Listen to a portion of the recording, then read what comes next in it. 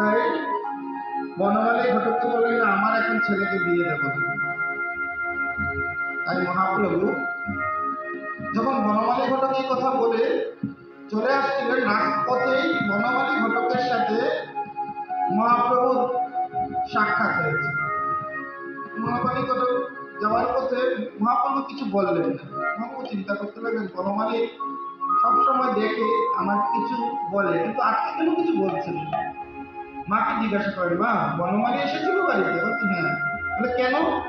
বলছেন নবদ্বীপে বল্লভাচার্যের কন্যা লক্ষ্মীপ্রিয়া দেবীর সঙ্গে তোমার বিবাহের কথা বলবে। তখন জিজ্ঞাসা করেন, তুমি কি বললে? বলে না, আমি বললাম তোমার এখন বিবাহের সময় হয়। মহাপ্রভু মাকে বলেন, মা কেউ যদি আসে তাকে সম্মান করা দরকার। আর সত্যি তিনি বুঝতে পারলেন যে এই বিবাহতে মহাপ্রভুর সম্মতি আছে। তাই দেবী সত্যিরানী বনমালী বল্লভাচার্যের কাছে খবর পাঠালেন যে আমরা এই প্রস্তাবে রাজি। খুব সুন্দর করে মহাপ্রভু এবং লক্ষ্মীপ্রিয়া দেবীর বিবাহ কার্য সম্পূর্ণ হল। এবার সাক্ষাৎ যেমন লক্ষ্মী এবং নারায়ণ, বল বল ঈশ্বর, বল বল বিশ্বম্বর এবং লক্ষ্মীপ্রিয়া দেবী কি দুইজনের খুব সুন্দর বিবাহ হলেন। বিবাহের পরে মহাপ্রভু খুব আনন্দে ব্যাকরণ শিক্ষা চর্চা করাতে লাগলেন। একদিন মহাপ্রভু মনে মনে ভাবলেন, পূর্ববঙ্গে যাবেন, এখন বাংলাদেশে যাবেন ব্যাকরণ শিক্ষা করানোর জন্য। মহাপ্রভু কিছুদিন পরে চলে গেলেন বাংলাদেশ গিয়ে সেখানে কি করেন, ব্যাকরণের শিক্ষা করাতে লাগলেন, সবাইকে ব্যাকরণ শিক্ষা দিতে লাগলেন। 20 দিনের মধ্যে সেখানের ভক্তরা খুব ভালো ব্যাকরণ শিখেছে। আর সেখানে একজন ভক্ত ছিলেন যার নাম ছিলেন তপন মিশ্র। তপন মিশ্র গুরু দীক্ষিত থাকলো, কিন্তু সাধ্য এবং সাধন তত্ত্ব জানত। তাই তপন মিশ্র একদিন স্বপ্ন দেখছেন, কে জানি এসে তাকে বলছে, যদি সাধ্য এবং সাধন তত্ত্ব জানতে হয়, এই বাংলায় নবদ্বীপ থেকে একজন পণ্ডিত এসেছে, তার কাছে। তাই তপন মিশ্র মহাপ্রভুর সঙ্গে সাক্ষাৎ করতে গেলেন আর জিজ্ঞাসা করেন, এই জীবনের উদ্দেশ্য কি আর প্রকৃতি সাধনের। তখন মহাপ্রভু বললেন, এই জীবনের একমাত্র উদ্দেশ্য হলেন কৃষ্ণ ভবনামৃত। এই জীবনটা একটাই সাধন, সেটা হলো কৃষ্ণের সাধন। আমাদের জীবনে যদি একমাত্র লক্ষ্য থাকে, সেটা হলো কৃষ্ণ ভজনা। বলছি কৃষ্ণ ভজনা বিনা সকল কিছু দিতে হবে। যদি আমরা কৃষ্ণ ভজনা করতে না পারি, তাহলে জন্মটাই বৃথা। বললেন যে কি, কৃষ্ণ ভজি বারে তরে সংসারেতে আইলা, মিছা মায়া বদ্ধ হয়ে আমরা কৃষ্ণ ভজনা করবার জন্য জগতে এসেছি, কিন্তু মিছা মায়ায় আবদ্ধ হয়ে সমস্ত কিছু ভুলে গেছি। একটা বৃক্ষের মতন হয়ে আছে, একটা গাছের মতন দাঁড়িয়ে আছে। এই জগতে যদি একমাত্র সাধনা, আমরা অনেক সাধনা করতে চাই, কিন্তু একমাত্র সাধনার উদ্দেশ্যই হল কৃষ্ণ নাম। এই শিক্ষা দিলেন তপন মিশ্র। তপন মিশ্র খুব আনন্দিত হলেন।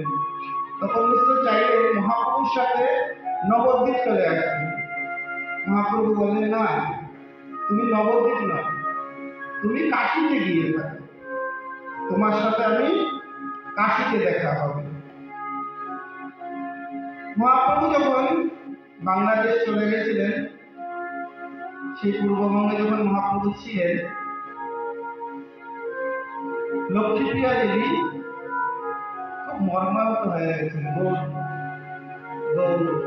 গৌর চিন্তা করতে, খাওয়া দাওয়া সমস্ত কিছু ছেড়ে দিয়েছে। সাক্ষাৎ লক্ষ্মী দেবী তো, লক্ষ্মী কখনো নারায়ণকে ছেড়ে থাকতে পারে না। তাই লক্ষ্মীপ্রিয়া দেবী কি করলেন, অনেকে বলে লক্ষ্মী প্রিয়া দেবীকে সর্বদংশনে মারা গেছেন। আসলে না, লক্ষ্মীপ্রিয়া দেবীকে কিসে দংশন করেছেন? গৌর বিরহ স্বরূপ, গৌর ছাড়া হয়ে গেছে লক্ষ্মীপ্রিয়া দেবী। তাই লক্ষ্মীপ্রিয়া দেবী গৌর চিন্তা করতেন, এই শরীরকে ছেড়ে দিলেন। এই শরীরটা ছেড়ে লক্ষ্মীপ্রিয়া দেবী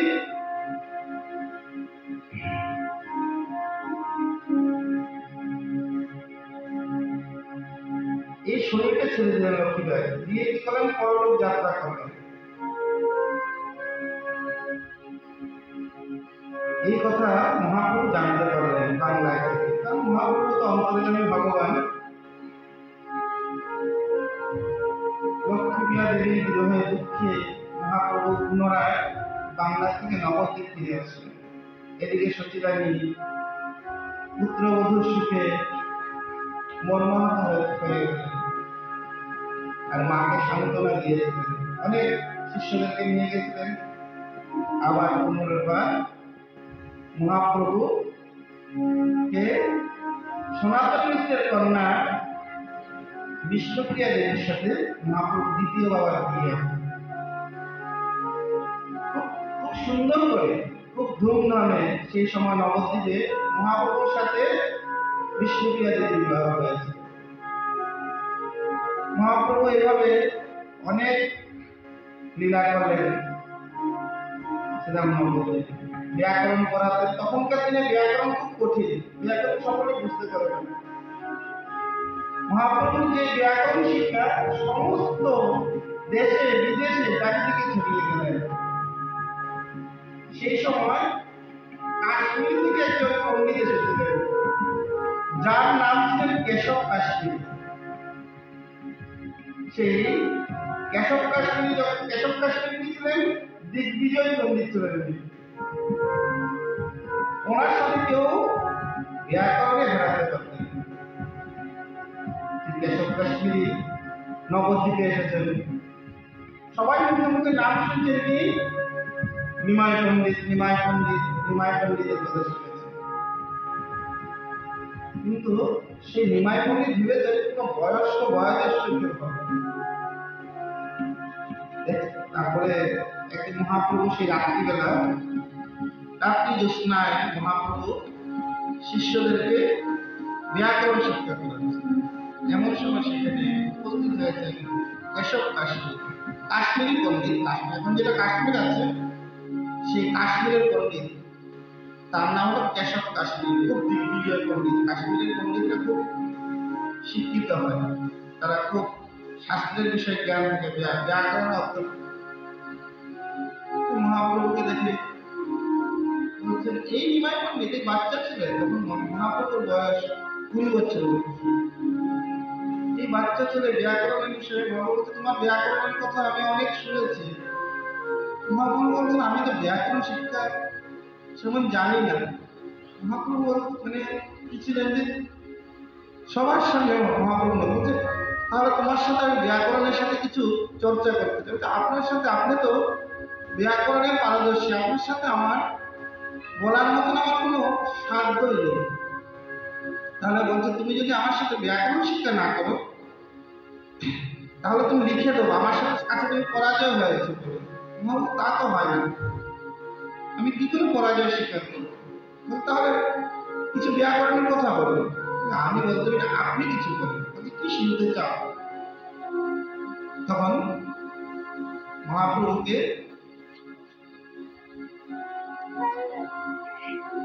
বলছেন, আমি যেহেতু গঙ্গার তীরে বসে আছি, তাহলে আপনি গঙ্গার মাহাত্ম্য করুন। আর কেশব কাশ্মীরি কি করলেন? বলার সাথে সাথে ঝড়ের বেগে 100 শ্লোক বর্ণনা করে দিলেন গঙ্গার মাহাত্ম্য। ঝড় ঝড় ঝড় ঝড় করে গঙ্গার মাহাত্ম্য বর্ণনা করতে লাগে। 1 ঘন্টার মধ্যে 100 শ্লোক বর্ণনা করে আমার মহাপ্রভু। এরকম যখন বর্ণনা করলেন মহাপ্রভু, এবার কেশব কাশী জিজ্ঞাসা করছেন যে আচ্ছা তুমি আমার সম্পূর্ণ শ্লোক বুঝতে পেরেছো? বলছে হ্যাঁ বুঝতে পেরেছি, কিন্তু আপনার এই যে শ্লোকের মধ্যে আমি আরেকটু একটা শ্লোক বলবো যেটার মাহাত্ম্য আমি বুঝতে পারি। বলছেন আমি এই শ্লোকগুলো যে কিসের মাহাত্ম্য, কিসের বিষয়ে বুঝে তুমি আমাকে বলো। এবং মহাপ্রভু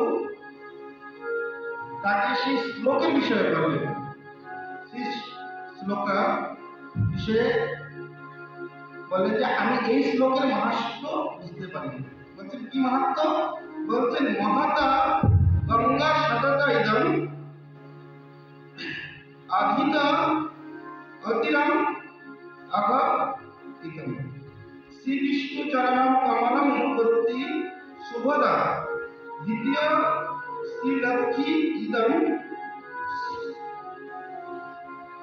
সুরনৈব অচ্চ চরণম ভবতি ভূতা ভা সবিতা বিভর্তিত অদ্ভুত গুণ।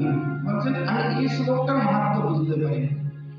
তখন দিগ্বিজয় পণ্ডিত মনে মনে ভাবলেন আমি ঝড়ের বেগে 100 শ্লোকে বললাম, আর এই ছোট শিশুটি কি করে এই শ্লোকটি কণ্ঠস্থ মুখস্থ করে ফেললেন। তখন বলছেন আমি যে এই গঙ্গার শ্লোকগুলি বলেছি এতে কোনো সন্দেহ নেই। বলছেন মহাপ্রভু, বলছেন আমি আপনি যে এই যে শ্লোকগুলি বর্ণনা করেছেন এই শ্লোকে কি হয়েছে, 5টি দোষ রয়েছে, 5টি অলঙ্কার রয়েছে। একে একে সেগুলি আমি বর্ণনা করব, দয়া করে আপনি শুনুন। দিগ্বিজয় না না না এটা হতে পারে না, আমি আমি বর্ণনা করেছি তাতে কোনো ভুল হতে পারে না। মহাপ্রভু বলছেন ভুল সবারই হতে পারে, আপনি কৃপা করে শ্রবণ করুন। এই করে মহাপ্রভু তার সমস্ত এই যে 5টি দোষ এবং 5টি অলঙ্কার মহাপ্রভু সুন্দরভাবে ভাঙিয়ে দিয়েছে। যখন মহাপ্রভু তাকে ভাঙিয়ে দিলেন উনি মনে মনে চিন্তা করতে লাগলেন, আরে এই শিশুটি আমি শিশুটির কাছে পরাজিত হয়ে গেলাম। উনি কিচ্ছু না বলে সেখান থেকে চলে গেলেন। আর কি করলেন, চুপচাপ বসে থাকলেন। মনে খুব দুঃখ হলো, কারণ উনি তো সরস্বতীর মানসপুত্র ছিলেন, সাক্ষাৎ সরস্বতীর মানসপুত্র, দেবী সরস্বতী তার কণ্ঠস্থ ছিলেন। উনি চিন্তা করতে লাগলেন কি হলো কি হলো কি হলো, দেবী সরস্বতীর আরাধনা করতে লাগলেন। এমন সময় দেবী সরস্বতী সেখানে উপস্থিত হয়েছে। জিজ্ঞাসা করতে কেশব, আর কেশব আর মাথা তুলে দেখছেন না, কেশব কাশ্মীর মাথা নিচে করে আছেন। বলছেন মা আজ তুমি এমন কেন করলে? তুমি তো আমায় কথা দিয়েছিলে কোনোদিন আমার কণ্ঠ থেকে তুমি সরে যাবে না, আজকে কেন সেই ছোট্ট বালকটির সামনে আমার কণ্ঠ থেকে তুমি সরে গেলে? ছোট্ট বালকের সামনে আমি পরাজিত হয়ে গেলাম। বলছি কেশব, তুমি যে বালকটির কথা বলছো সে বালকটি সাধারণত কেউ নেই। আমি যে তোমার কণ্ঠে বসেছিলাম একমাত্র সেই বালকটির আদেশেই তোমার কণ্ঠে বসেছে। সেই বালকটি হলেন ভগবান শ্রীকৃষ্ণ, কলিযুগে লীলা করার জন্য গোলরূপে অবতীর্ণ হয়েছে। এই কথা বলার সাথে সাথে এসব কাশ্মীর চিন্তা করতে লাগে। তুমি হেরেছো সেটা বড় কথা না, তুমি কার সাথে হেরেছো সেটা চিন্তা করো। এসব কাশ্মীরি আর সেই রাত্রে থাকতে পারবে না, ভোর হতে হতেই মহাপ্রভুর গিয়ে পায়ে লেগে ধরলেন। বলছেন প্রভু আমার অপরাধ হয়ে গেছে, আমি আপনার সাথে। না, বলছেন এই জগতে পণ্ডিত্য অর্জন করা কিসের জন্য না, দিগ্বিজয় হওয়ার জন্য না, পণ্ডিত্য অর্জন করা ভগবান কৃষ্ণকে জানার জন্য। আমরা কৃষ্ণকে যদি জানতে না পারি সেই পাণ্ডিত্যের কোনো মানেই থাকে না। এই শিক্ষা দিলেন মহাপ্রভু। কেশব কাশ্মীরে চলে গেলেন। কিছুদিন পর মহাপ্রভু চিন্তা করলেন, আমি আমার পিতৃশ্রাদ্ধ করার জন্য আমি গয়া ধামে যাব।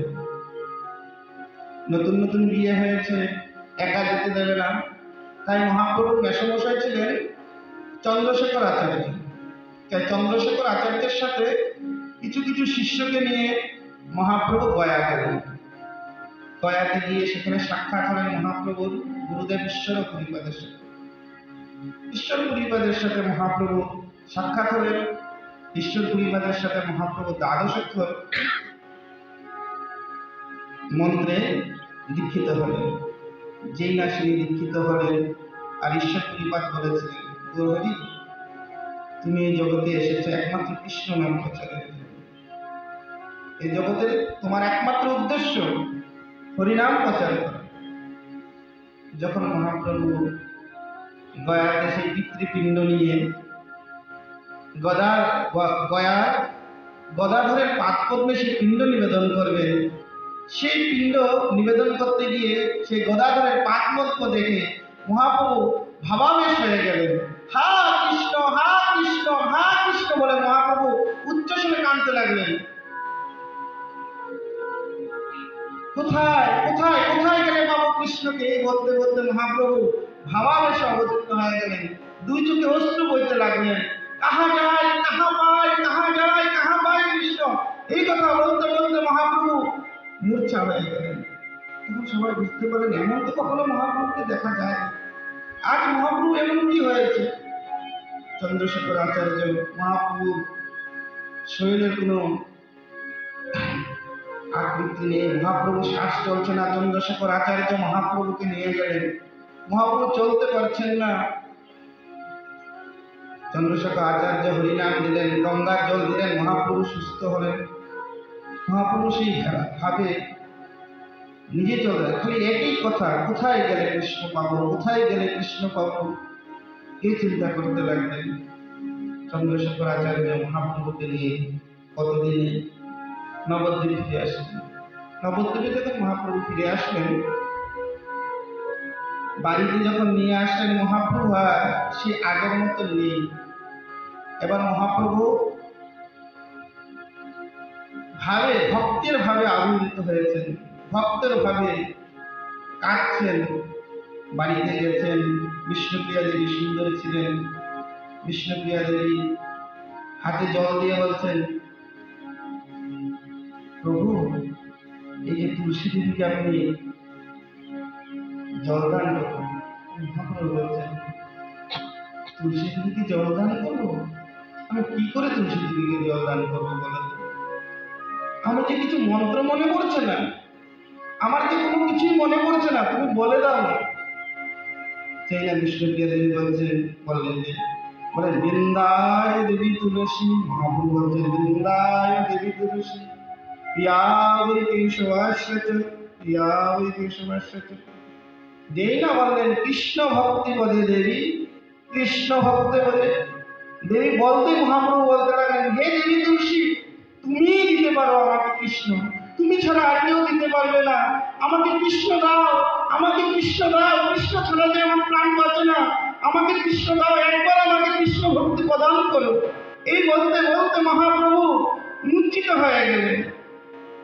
আর আমার সতীরানী দেবী চিন্তা করতে লাগলেন, একটাই চিন্তা করতে লাগলেন, আমার ভালো ছেলেটা গয়াতে গেছিলেন, আজ আমার ছেলেটা কি হয়ে গেছে। শিবাসকে ডেকে বলছেন, শিবাস, আমার এই ভালো ছেলেটা গয়া গেছিলেন, কি এমন রোগ হলো আমার শিবাসে, আমার গৌরাঙ্গের, আমার নিমাই কি হয়েছে যে আমার নিমাই এইরকম হয়ে গেছে। শিবাস বলছে, মা, আপনার যে নিমাই যে রোগ হয়েছে, এই রোগ সামান্য রোগ নয়, এই রোগ সহজে সবাই হয় না। এই রোগ হতে যে খুব ভাগ্যের দরকার। এই রোগ যদি কেউ একবার হয়, হা কৃষ্ণ বলে কাঁদতে পারে, তার জীবনে আর কোনো রোগের দরকার হয় না। কয়জন কাঁদতে পারে বলেন তো কৃষ্ণ বলে? কৃষ্ণ বলে কয়জনের চোখে অশ্রু আসে? এভাবে মহাপ্রভু কখনো ভক্ত আবেশ, কখনো ভগবত আবেশ। একদিন মহাপ্রভু এইভাবে অবতীর্ণ হয়ে শান্তিপুরে অদত্ত আচার্যের বাড়িতে গেলেন। অদত্ত আচার্য পুষ্প তুলসী দিয়ে শালগ্রামকে পূজা করছেন, আর মহাপ্রভু সেই ভাব থেকে হা কৃষ্ণ হা কৃষ্ণ হা কৃষ্ণ বলে কাঁদতে কাঁদতে ধুলায় গড়াতে যাচ্ছেন। আর অদত্ত আচার্য চিনতে পারলেন এ কেউ নয়, একমাত্র গোলকের হরি, আমি যাকে গঙ্গা জল তুলসী দিয়ে দেখেছিলাম তিনি উপস্থিত হয়েছেন। আর শালগ্রামের যত ফুল তুলসী সমস্ত কিছু ছিলেন মহাপ্রভুর চরণে নিবেদন করে দিলেন। আর অদত্ত আচার্য তা দেখে শিবাস বলছেন, এটা কি করলেন আচার্য আপনি? এটা আপনি কি করলেন? মহাপ্রভু এমনি অসুস্থ আর আপনি তুলসী দিলেন তার চরণে। বলছেন, আমি যাকে তাকে তুলসী দিইনি, আমি কাকে দিয়েছি জানেন? যে গোলক হরি একমাত্র তাকে দিয়েছি। এইভাবে মহাপ্রভু বিভিন্ন লীলা করলেন। আর এদিকে মহাপ্রভুর নিত্য পার্শ্বদ বা মহাপ্রভুর দাদা ছিলেন নিত্যানন্দ মহাপ্রভু। নিত্যানন্দ মহাপ্রভুর জন্ম হয়েছিলেন বীরভূম জেলার একচক্র গ্রামে। মাতার নাম ছিলেন পদ্মাবতী আর পিতার নাম ছিলেন নারায়ণ। মহাপ্রভু যখন 12 বছর বয়স ছিলেন, নিত্যানন্দ মহাপ্রভু তখন বাড়িতে সন্ন্যাসী এসেছিলেন। সন্ন্যাসী এসে নিত্যানন্দ মহাপ্রভুকে তীর্থ পরিক্রমার জন্য নিয়ে গেলেন। সেখানে মহাপ্রভু নিত্যানন্দ মহাপ্রভু অনেক বছর তীর্থ পরিক্রমা করলেন, অনেক জায়গায় তীর্থ করে শেষে নিত্যানন্দ মহাপ্রভু বৃন্দাবন গেলেন। যখন বৃন্দাবনে গেলেন মহাপ্রভু, নিত্যানন্দ মহাপ্রভু সেখানে অনেক কিছু দর্শন করলেন, রাধারমণ, গোপীনাথ, মদন মোহন। কিন্তু দেখে বলছেন, কোথায় কানাই তো নেই, আমি তো কানাইকে তো পাচ্ছি না, কোথায় গেলে কানাই পাবো, তোমরা কেউ বলতে পারবে? সেখানে সাক্ষাৎ হয়েছেন ঈশ্বরের পরিপাদের সঙ্গে। ঈশ্বরের পরিপাদ করছেন, কানাই আর এখন এখানে নেই, কানাই এখন নবদ্বীপে অবতীর্ণ হয়েছে গৌর বেশে। এবার নিত্যানন্দ মহাপ্রভু কি করলেন? কানাইকে খুঁজতে খুঁজতে নবদ্বীপে উদয় হয়ে এসেছে। নবদ্বীপে উদয় হয়ে নন্দনাথের বাড়িতে বসে আছে। আর সবাইকে জিজ্ঞাসা করলেন এসে, এখানে কানাই পণ্ডিত কেউ আছে? সবাই বলছে, কানাই পণ্ডিত তো নেই। বলছে, সে কানাই পণ্ডিত দেখতে এখন তপ্ত কাঞ্চন, গৌরাঙ্গ রূপ, হা কৃষ্ণ বলে। সেই কানাই পণ্ডিতটা নিমাই, হ্যাঁ হ্যাঁ নিমাই পণ্ডিত। তাই নিত্যানন্দ মহাপ্রভু ভাবছেন, ঠিক আছে, আমি দেখি আমাকে কিভাবে ভালোবাসে। উনি নন্দনাচার্যের বাড়িতে বসে আছেন। আর মহাপ্রভু যখন শিবাসাঙ্গিনায় গেলেন, তখন শিবাসাঙ্গিনায় গিয়ে বলছেন, আচ্ছা জানো শিবাস, কালকে রাত্রে আমি একটা স্বপ্ন দেখেছি বলদেবচন্দ্র আমাদের নবদ্বীপে উদয় হয়েছে। আর ফল পোষণ নিয়ে বলছে যে আমি নবদ্বীপে এসেছি, তোরা যদি পাস আমাকে খুঁজে নিয়ে যা। মহাপ্রভু কি করলেন? সবাইকে পাঠালেন, যাও খুঁজে নিয়ে আসো। সবার বাড়িতে বাড়িতে দেখলেন কেউ এসেছে নাকি নতুন কেউ, দেখেন কেউ আসেনি। যখন কেউ আসেনি তখন মহাপ্রভু নিজে গেলেন। মহাপ্রভু গিয়ে বল্লভাচার্যের বাড়ি, নন্দনাচার্যের বাড়ির পাশে গিয়ে ওদেরকে বলছেন, তুমি কিছু শ্লোক বর্ণনা করো। তখন তারা সেই ভাগবতের সেই শ্লোক বর্ণনা করলেন, যেই শ্লোকে ভগবান বলরাম এবং কৃষ্ণ গোচারণে যেতেন। প্রথম শ্লোক বর্ণনা করলেন, কিছু বলেন। পরের বার যখন শ্লোক বর্ণনা করলেন, নিত্যানন্দ বেরিয়ে আসে। আর নিত্যানন্দ মহাপ্রভু বেরিয়ে এসে নিমায়ের সাথে সেই ভক্তে আবেশ দুজন জয় জয় তাই গৌর প্রেমানন্দে জয় হরি হরি গৌর। এবার আমার নিতাই খুব সুন্দর নৃত্য করতে জানেন। তাই এবার নিতাই চাঁদ আর গৌরাঙ্গ মহাপ্রভু মিলে নবদ্বীপে নৃত্য করছেন।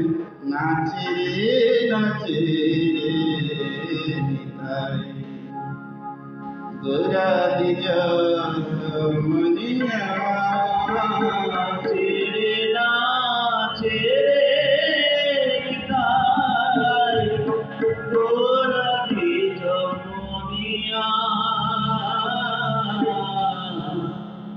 নাচে নাচে